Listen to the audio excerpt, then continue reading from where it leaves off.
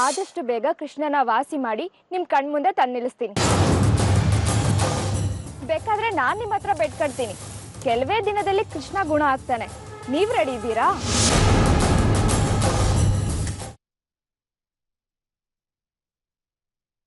ಏನ್ ಶಾಂತನು, ಏನ್ ಕೇಳಿದ್ರು ಇಷ್ಟೊಂದು ಭಯ ಪಡ್ತೀರಲ್ಲ?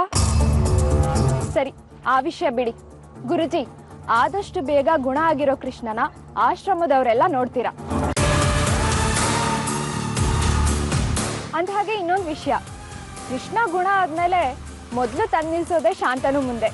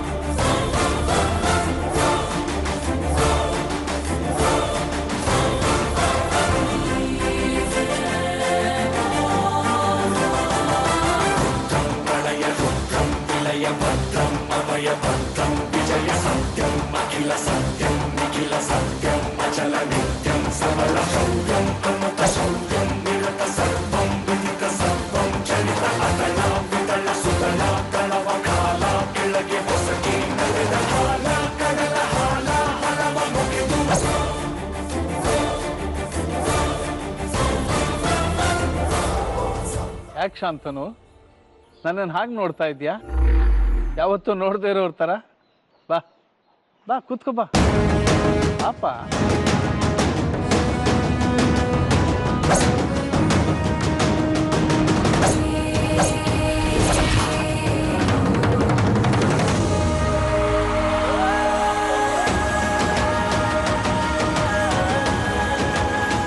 ವರ್ತನೆಯಲ್ಲಿ ಬದಲಾವಣೆ ಕಾಣಿಸ್ತಾ ಇದೆಯಲ್ಲ ಶಾಂತನು?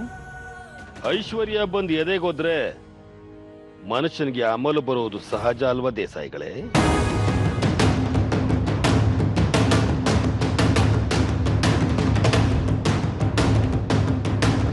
ನಿಜವಾದ ಅಮಲು ಇಳಿದ ಮೇಲೆ ಜೀವನದ ನಿಜವಾದ ಪಾಠ ಅರ್ಥ ಆಗತ್ತೆ. ಆಗೇನ್ ಮಾಡ್ತೀಯ ಶಾಂತನು? ಅಮಲು ಇಳಿದೇ ಇರೋ ಹಾಗೆ ನೋಡ್ಕೊಂಡ್ರಾಯ್ತು. ಕೊಡೋದು ಕಿತ್ಕೊಳ್ಳೋದು ಎಲ್ಲ ಅವನ ಕೈಲಿದೆ ಅಂತ ನಂಬಿರೋನು ನಾನು. ಅದು ಮನುಷ್ಯನ ಕೈಲಿದೆ ಅಂತ ನಂಬಿರೋನು ನಾನು. ಜೀವನನ ತುಂಬಾ ತಪ್ಪಾಗಿ ಅರ್ಥ ಮಾಡ್ಕೊಂಡಿದ್ಯಾ ಶಾಂತನು? ಕ್ಷಮಿಸಿ ದೇಸಾಯಿಗಳೇ, ನಾನು ಸರಿಯಾಗಿಯೇ ಅರ್ಥ ಮಾಡ್ಕೊಂಡಿದ್ದೀನಿ. ಯಾವತ್ತೋ ಗೊತ್ತಾಗೋ ವಿಚಾರ ಇವತ್ತೇ ಗೊತ್ತಾಗ್ಲಿ ಬಿಡಿ. ನಿಮ್ಮ ಜಾಗದಲ್ಲಿ ನಾನು ಕೂತ್ಕೋಬೇಕು ಅನ್ನೋದು ನನ್ನ ಬಹಳ ದಿನದ ಕನಸಾಗಿತ್ತು.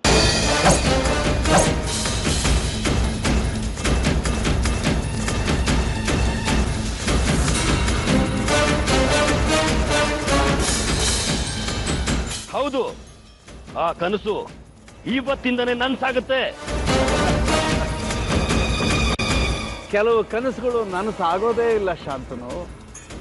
ಅದಕ್ಕೆ ದೇವರು ಅವಕಾಶ ಮಾಡಿಕೊಡಲ್ಲ. ಅವಕಾಶಗಳನ್ನ ಕಿತ್ಕೊಂಡು ಬದುಕೋನ್ ನಾನು. ಇವತ್ತಿಂದನೇ ನಿಮ್ಮದೆಲ್ಲ ನಂದು.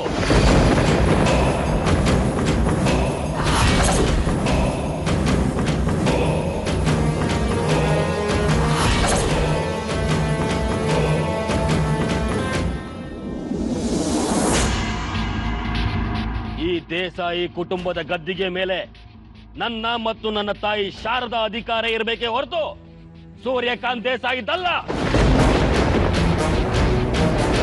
ಕರೀರಿ ಮನೆಯನ್ನೆಲ್ಲ. ಗಂಟು ಮೂಟೆ ಕಟ್ಕೊಂಡು ಇವತ್ತೇ ಜಾಗ ಖಾಲಿ ಮಾಡಿ. ವಿಜಯ ಸತ್ಯಂ ಅಖಿಲ ಸತ್ಯಂ ನಿಖಿಲ ಸತ್ಯಂ ಅಚಲ ನಿತ್ಯಂ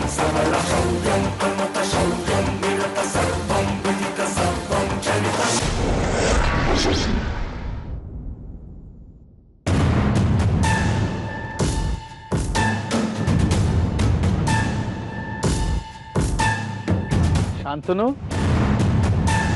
ಯಾಕೆ ಹಾಗೆ ನೋಡ್ತಾ ಇದ್ಯಾ ನನ್ನನ್ನು? ಯಾವತ್ತೂ ನೋಡದೆ ಇರೋರ ಥರ. ಯಾಕೆ? ನನ್ನ ಮುಖದಲ್ಲಿ ಏನಿದೆಪ್ಪ?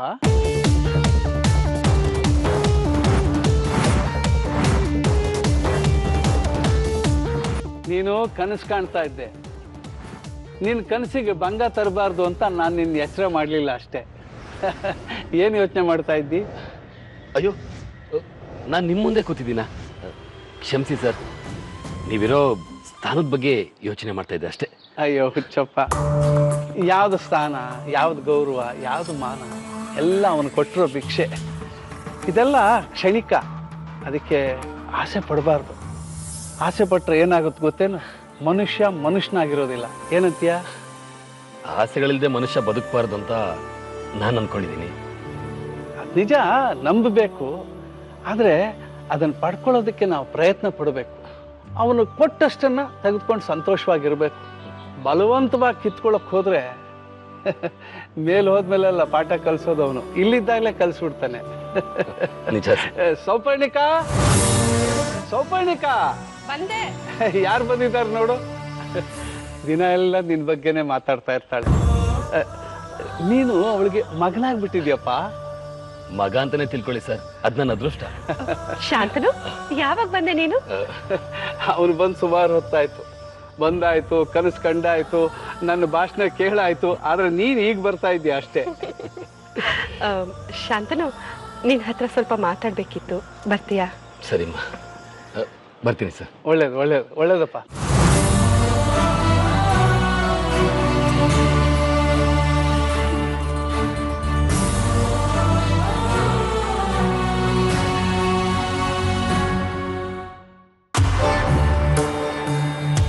ನನ್ನ ಮಗಳು ಬದುಕಿರೋ ವಿಚಾರ ನಿನ್ಗೂ ಗೊತ್ತಾಗಿರ್ಬೇಕಲ್ವಾ ಶಾಂತನು? ಹೌದಮ್ಮ, ಚಂದ್ರು ಅವರು ಆಶ್ರಮಕ್ಕೆ ಬಂದಿದ್ರು. ನನಗೂ ಹೇಳಿದ್ರು. ನಾನು ಯಾರು ಅಂತ ಕೇಳಿದ್ದಕ್ಕೆ ಇವತ್ತು ಸಂಜೆ ಎಲ್ಲರಿಗೂ ಗೊತ್ತಾಗುತ್ತೆ ಅಂತ ಹೇಳಿದ್ರು. ಅವ್ರ ಸಹಾಯಕ್ಕಿರ್ಲಿ ಅಂತ ನನ್ನ ಹತ್ರ ಇದ್ದಿದ್ದ ಫೋಟೋನೂ ಕೊಟ್ಟಿದ್ದೆ. ರಾಧಿಕಾ ಹತ್ರನೂ ಅದನ್ನೇ ಹೇಳಿದ್ನಂತೆ.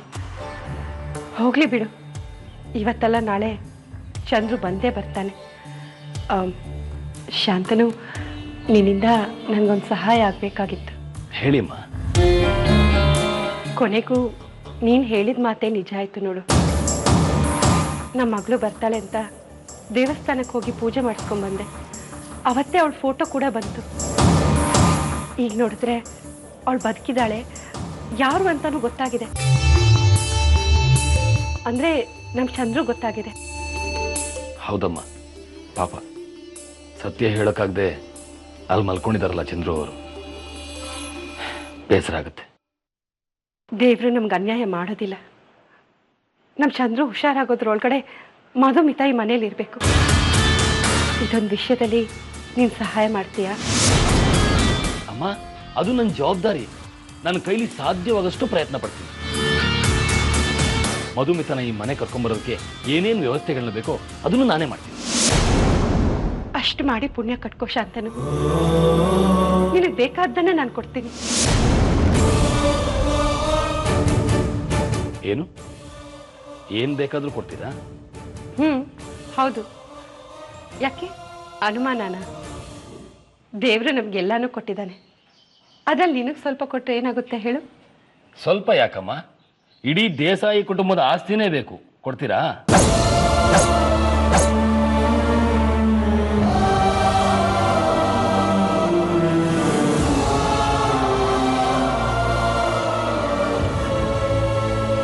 ಆಯ್ತು, ನಿನ್ಗೆಲ್ಲಾನು ಕೊಟ್ಟು ನಾವು ಮನೆಯಿಂದ ಹೊರಗಡೆ ಹೋಗ್ತೀವಿ.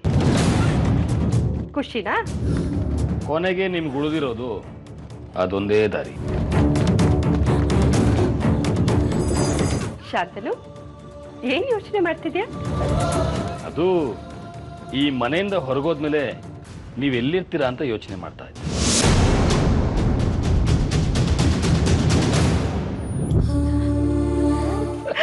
ಚೆನ್ನಾಗಿ ತಮಾಷೆ ಮಾಡ್ತೀಯ ನೀನು. ಸರಿ, ಇವತ್ತು ನೀನು ಊಟ ಮಾಡ್ಕೊಂಡೇ ಹೋಗ್ಬೇಕು, ಸರಿನಾ? ಸರಿ ಅಮ್ಮ.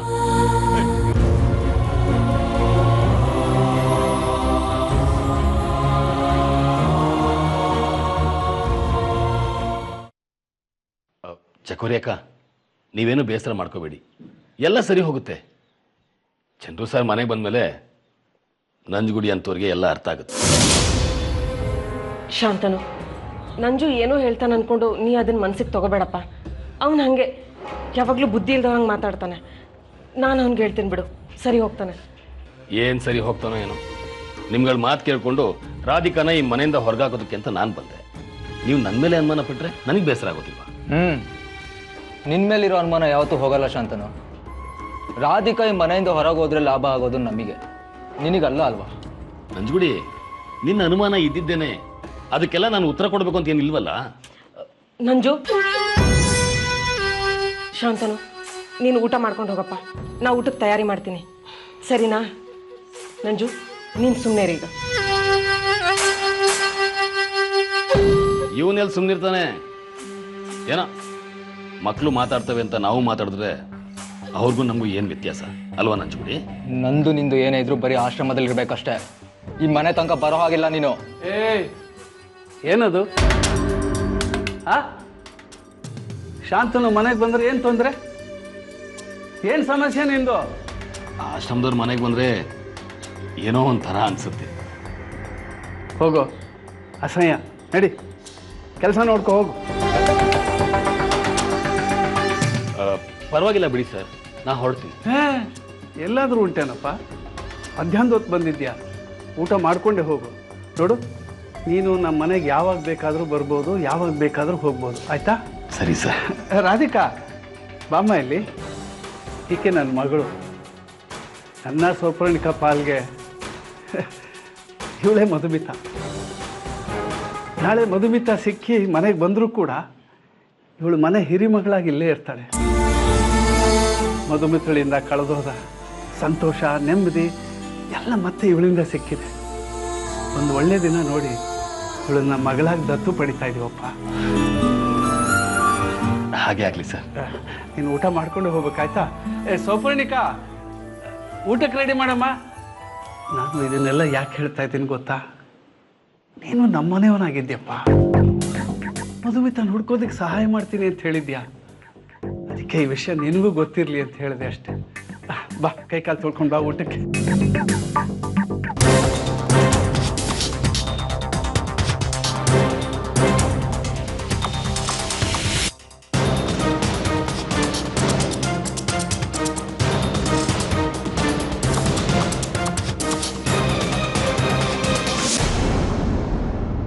ಅಕ್ಕ, ಆ ಶಾಂತನ ಮೇಲಿರೋ ಅನುಮಾನ ಅಂತೂ ಹೋಗಲ್ಲ ನನಗೆ. ಪ್ರತಿ ಕ್ಷಣ ಕಾಡ್ತಾ ಇರುತ್ತೆ. ಅಲ್ಲ ಕಣೋ, ಏನಾದರೂ ಕಾರಣ ಇದ್ರೆ ತಾನೇ ಅವನ ಮೇಲೆ ಅನುಮಾನ ಬರೋದಕ್ಕೆ. ನೀನು ಸುಮ್ಮನೆ ಅವನ ಬಗ್ಗೆ ಏನಾದರೂ ಅನ್ಕೊಂಡ್ಬಿಟ್ರೆ ಅದನ್ನ ನಾನು ಕೇಳಬೇಕಾ? ಅಕ್ಕ, ಅವನ ಜೊತೆ ಮಾತಾಡಿರೋದು ನಾನು, ಅವನ ಹಾವ ಭಾವನ ಹತ್ರದಿಂದ ನೋಡಿರೋದು ನಾನು. ಅವನ ಮಾತಲ್ಲಿ ಏನೂ ಇಲ್ಲ ಅಂತ ನಿನಗನ್ಸಿದೆ ಅಷ್ಟೇ.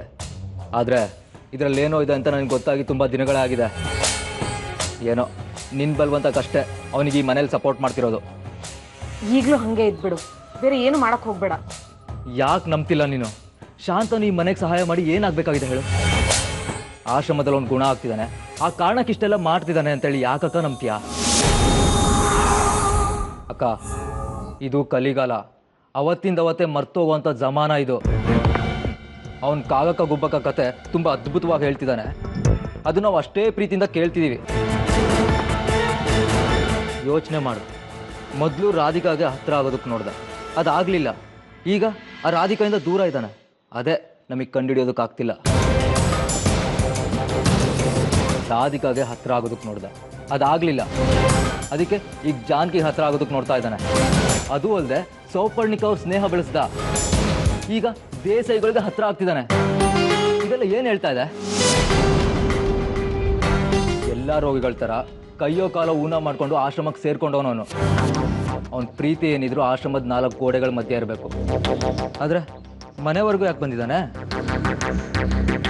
ನಾನು ಯೋಚನೆ ಮಾಡ್ತಾ ಇದ್ದೀನಿ ಕಣೋ, ಅವನಿಗೆ ಬೇರೆ ದುರುದ್ದೇಶ ಇದೆ ಅಂತ ನನಗೆ ಅನಿಸ್ತಾ ಇಲ್ಲ. ನೋಡು, ಸದ್ಯಕ್ಕೆ ನೀನು ಸುಮ್ಮನೆ ಇದ್ಬಿಡು. ಅನುಮಾನ ಬಂದಿನ ನಾನೇ ಎಲ್ಲರ ಹತ್ರ ಮಾತಾಡ್ತೀನಿ. ಕಳ್ತನ ಆದಮೇಲೆ ಊರ್ ದಿಡ್ಡಿ ಬಾಗ್ಲು ಹಾಕಿದ್ರೇನು ಬಂದು ಪ್ರಯೋಜನ? ಏನಾದರೂ ಆಗೋದ್ಕಿಂತ ಮುಂಚೆ ಬಚಾವ್ ಆಗೋದು ನೋಡು. ಈಗ ನಮಗೆ ಕಷ್ಟದ ಸಮಯ ಇದೆ. ರಾಧಿಕನ್ ಮನೆಯಿಂದ ಹೊರಗೆ ಹಾಕ್ತೀನಿ ಅಂತ ಹೇಳಿದಾನೆ, ನಮ್ಮ ಕೆಲಸಕ್ಕೆ ಸಹಾಯ ಮಾಡ್ತೀನಿ ಅಂತ ಹೇಳಿದಾನೆ. ಅದೊಂದು ಕಾರಣಕ್ಕಾದರೂ ನಾವು ಅವನ ಜೊತೆ ಸೇರ್ಕೊಳ್ಳೇಬೇಕು. ಅದು ಒಂದೇ ಕಾರಣಕ್ಕೆ ನಾನು ಸುಮ್ಮನೆ ಇರೋದು. ಇಲ್ಲ ಅಂದಿದ್ರೆ ನಾನು ಮಾತಾಡೋ ರೀತಿನೇ ಬೇರೆ ಆಗಿರ್ತಿತ್ತು. ರಾಧಿಕನ್ ಹೊರಗೆ ಹಾಕ್ತೀನಿ ಅಂತ ಹೇಳಿ ನಮ್ಮನ್ನು ಯೂಸ್ ಮಾಡ್ಕೋತೀನಿ ಅನಿಸ್ತಿದೆ. ಅಲ್ಲ, ಆ ಶಾಂತನು ಸಹಾಯ ಬೇಕು, ಆ ಕೆಲಸ ನಾವೇ ಮಾಡ್ಬೋದಲ್ವಾ? ನಾವಾ? ಯಾವ ಭ್ರಮೇಲಿ ಬದುಕ್ತಾ ಇದೀಯ ನಂಜು? ಜಾನಕಿಗೆ ರಾಧಿಕಾ ಅಂದ್ರೆ ಇಷ್ಟ, ಇನ್ನು ಅಕ್ಕ ಭಾವನ್ಗೆ ಅವಳಂದ್ರೆ ಪ್ರಾಣ. ಇವ್ರಂತೂ ಅವಳ ಮೇಲೆ ಅದೆಷ್ಟು ಅಕ್ಕರೆ ಇಟ್ಕೊಂಡಿದಾರ ಏನೋ. ಅವಳನ್ನ ಮನೆಯಿಂದ ಹೊರಗೆ ಹಾಕೋದಿರ್ಲಿ, ಅವಳ ಬಗ್ಗೆ ಏನಾದ್ರೂ ಸುಮ್ಮನೆ ಮಾತಾಡಕ್ಕಾದ್ರೂ ಆಗುತ್ತೆ ಅನ್ಕೊಂಡಿದ್ಯಾ? ನೋಡೋಣ ಇರು ನಂಜು. ರಾಧಿಕಾ ಮನೆಯಿಂದ ಹೊರಗೋಗ್ಲಿ, ಆ ಶಾಂತನನ್ನ ನಾನು ವಿಚಾರಿಸ್ಕೋತೀನಿ. ನೀ ಹೇಳೋ ಮಾತಲ್ಲಿ ಏನಾದರೂ ಸತ್ಯ ಇತ್ತು ಅಂದ್ರೆ ಅವನನ್ನ ದೂರ ಮಾಡ್ಕೊಳ್ಳೋ ಬಗ್ಗೆ ಯೋಚನೆ ಮಾಡೋಣ. ಇಲ್ಲ ಅಂದ್ರೆ ನಮಗೆ ಬೇರೆ ದಾರಿನೇ ಇಲ್ಲ. ಅವ್ನು ಹೇಳ್ದಂಗೆ ನಾವು ಕೇಳಲೇಬೇಕು ನಂಜು.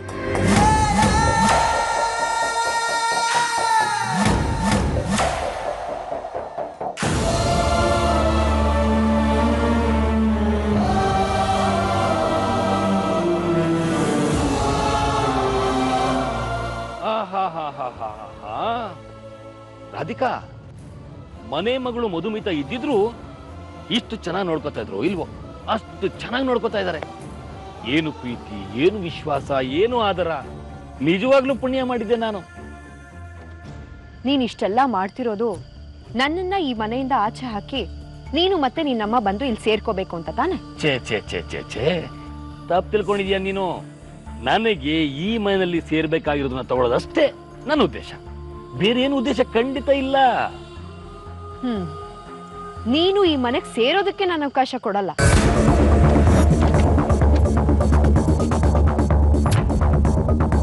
ದೇವ್ರ ಗುಡಿ ತರ ಇರೋ ಈ ಮನೆಗೆ ನೀನಂತ ರಾಕ್ಷಸರು ಬರೋದಕ್ಕೆ ನಾನ್ ಬಿಡೋದಿಲ್ಲ. ನೀವಿಬ್ರು ಅದ್ ಹೇಗೆ ಈ ಮನೆಗ್ ಬಂದು ಸೇರ್ಕೋತಿರೋ ನಾನು ನೋಡ್ತೀನಿ. ನೀನ್ ಇಷ್ಟೆಲ್ಲ ಮಾಡ್ತಿರೋವಾಗ ನಾನು ಅದಕ್ಕೆ ಸರಿಯಾದ ಉತ್ತರ ಕೊಡದೇ ಇದ್ರೆ ಹೇಗ್ ಹೇಳು? ಈ ಮನೆಯಲ್ಲಿ ನನ್ನನ್ನ ದತ್ತು ತಗೊಳ್ಳೋ ವಿಷಯ ನಿನಗೆ ಗೊತ್ತಲ್ಲ, ನಾನು ಕೂಡ ಅದಕ್ಕೆ ಒಪ್ಕೊಂಡಿದ್ದೀನಿ. ಆಗ ಈ ಮನೆ ಆಸ್ತಿನಲ್ಲಿ ನಿನಗೆ ನಿನ್ ತಾಯಿಗೆ ಎಷ್ಟು ಪಾಲು ಬರುತ್ತೋ ಅದಕ್ಕಿಂತ ಹೆಚ್ಚಿನ ಪಾಲು ನನಗ್ ಸೇರುತ್ತೆ. ಇದು ಗೊತ್ತಾ ನಿನಗೆ?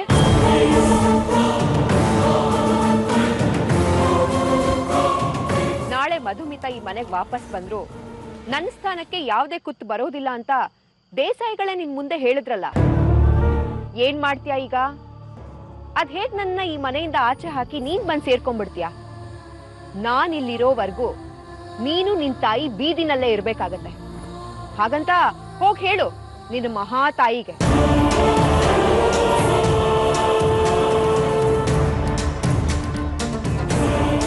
ಯಾವತ್ತೂ ನಾನು ಆಸ್ತಿ ಹಣಕ್ಕೆ ಬೆಲೆ ಕೊಟ್ಟೋಳಲ್ಲ. ಆದ್ರೆ ನೀನ್ ಈ ಮನೆಗೆ ಕಾಲಿಡಬಾರ್ದು ಅಂದ್ರೆ ನಾನು ಎಲ್ಲದಕ್ಕೂ ಹೂ ಅಂತ ಹೇಳಲೇಬೇಕಾಗಿದೆ. ಅಂದ್ಹಾಗೆ ದೇಸಾಯಿಗಳ ಆಸ್ತಿನಲ್ಲಿ ಮುಕ್ಕಾಲು ಭಾಗ ಮಧುಮಿತಾ ಹೆಸರಿಗಿದೆ. ಈ ವಿಷಯ ನಿನ್ಗಿನ್ನೂ ಗೊತ್ತಿಲ್ಲ ಅನ್ಸುತ್ತೆ ಅಲ್ವಾ?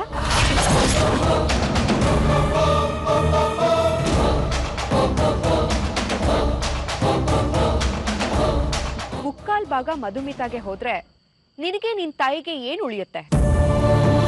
ಕೊಡೋದನ್ನೆಲ್ಲ ಕೊಟ್ಟೆ ನಿನ್ ತಾಯಿನ ಈ ಮನೆಯಿಂದ ಆಚೆ ಹಾಕಿರೋದು. ಈಗ ಕೊಡೋದಕ್ಕೆ ಇನ್ನೇನು ಉಳ್ದಿಲ್ಲ. ಭಿಕ್ಷೆ ಪಾತ್ರೆ ಹಿಡ್ಕೊಂಡು ಈ ರಸ್ತೆನಲ್ಲಿ ಹೋಗ್ತಾ ಇರ್ಬೇಕು. ಇಲ್ಲ ಅಂದ್ರೆ ಜೀವನ ಕಷ್ಟ ಆಗತ್ತೆ.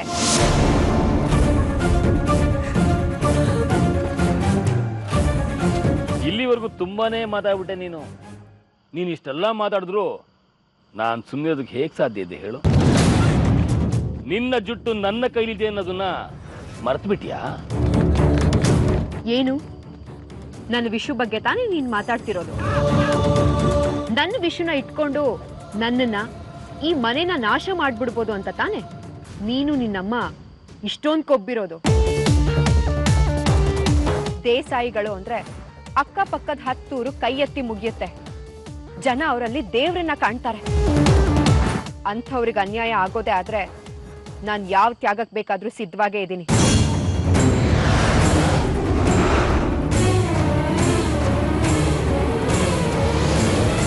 ಮನೆಗೋಸ್ಕರ ಪ್ರೀತಿನ ಕಳ್ಕೊಂಡವಳು, ಗಂಡನ್ನ ಕಳ್ಕೊಂಡವಳು ಅಂತ ಜನ ನನಗೆ ಶಾಪ ಹಾಕಿದ್ರೂ ಚಿಂತೆ ಇಲ್ಲ.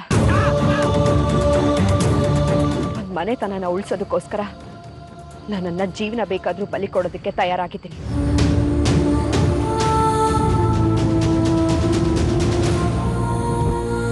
ನನ್ನ ವಿಶ್ವ ನನ್ನ ಪ್ರಾಣ. ಅವ್ರನ್ನ ಕಳ್ಕೊಳ್ಳೋದಕ್ಕೆ ನಾನೇ ಕಾರಣ ಆಗಿ ನಾನು ನರ್ಕಕ್ಕೆ ಹೋದ್ರೂ ಪರವಾಗಿಲ್ಲ. ನಾನು ಈ ಮನೆಯವ್ರ ಪರಾನೇ ನಿಲ್ತೀನಿ. ಆಗೇನ್ ಮಾಡ್ತೀಯಾ?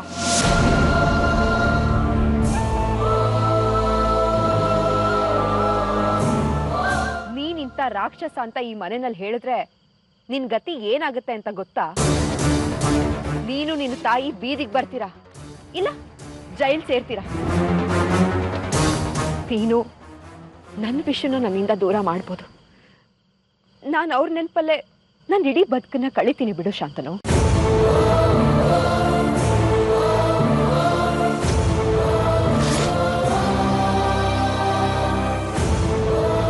ನನ್ನ ವಿಶ್ವನೇ ನನಗೆಲ್ಲ ಅನ್ನೋದನ್ನ ನಾನು ಒಪ್ಕೋತೀನಿ. ಆದ್ರೆ ಅದೊಂದೇ ಕಾರಣಕ್ಕೆ ದೇವ್ರಂತ ದೇಸಾಯಿಗಳಿಗೆ ಅನ್ಯಾಯ ಆಗೋದಕ್ಕೆ ನಾನು ಬಿಡೋದಿಲ್ಲ.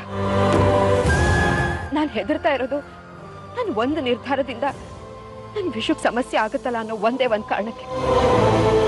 ಆದ್ರೆ ಇನ್ನು ಮುಂದೆನೂ ನೀನು ಈ ನಾಟಗಳನ್ನ ಮುಂದುವರ್ಸಿದ್ರೆ ನೀನು ತುಂಬಾ ಕಷ್ಟ ಪಡ್ಬೇಕಾಗತ್ತೆ ಶಾಂತನು.